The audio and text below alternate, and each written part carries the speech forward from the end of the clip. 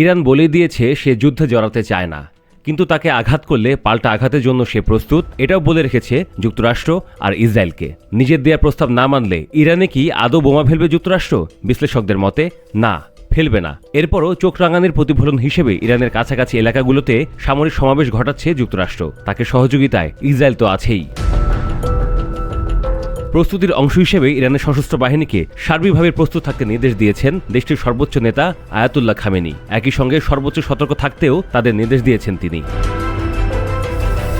Iran ও যুক্তরাষ্ট্রের মধ্যে কথা ও অস্ত্রের প্রতিযোগিতা চলছে বেশ কয়েকদিন ধরেই। মধ্যপ্রাচ্যে আক্রমণ ও প্রতিরোধের মোটামুটি প্রস্তুতি উভয় পক্ষই নিয়ে রেখেছে।